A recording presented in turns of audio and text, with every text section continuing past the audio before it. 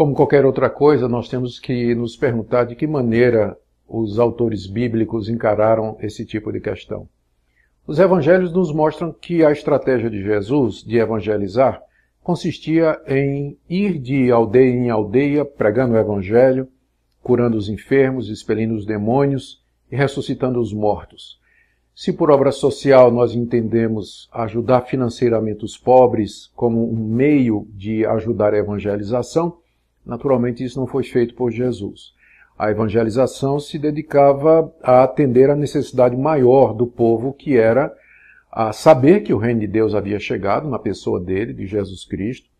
O arrependimento era pregado como necessário, e o arrependimento incluía mudança de vida, e nesse caso afetaria não somente os ricos, mas também os pobres, e andar nos caminhos de Jesus Cristo. Então, se você for pegar os evangelhos como um padrão para responder esse tipo de pergunta, eu diria que, da perspectiva da evangelização feita por Jesus, as obras sociais ou a obra social, ela não era parte integrante, mas ela pode ter vindo depois. Ou seja, como consequência das pessoas se arrependerem, mudarem de vida, com certeza vinha compaixão pelos pobres e ajuda dos necessitados, não há dúvida disso.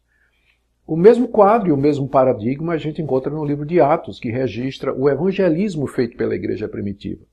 Parece que a estratégia dos apóstolos e daqueles que estavam relacionados com eles era de ir cidade em cidade anunciando a chegada do Messias e proclamando o arrependimento de pecados para o perdão dos mesmos.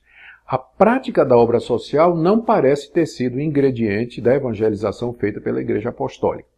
Mas, sem dúvida, nós já encontramos no livro de Atos, e encontramos também nas cartas que foram escritas nesse período, uma preocupação com os pobres. Por exemplo, quando Paulo esteve lá em Jerusalém, de acordo com o livro de Gálatas, para se encontrar com os apóstolos, depois que eles repartiram o terreno missionário, o campo missionário, Pedro pediu que Paulo também se lembrasse dos pobres.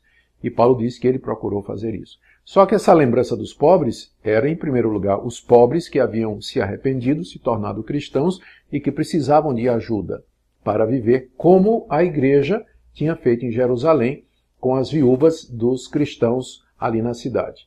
Então, respondendo agora à pergunta de maneira mais direta, a obra social ela tem um valor limitado na evangelização se nós pensarmos que ela tem o poder de converter ou de convencer as pessoas.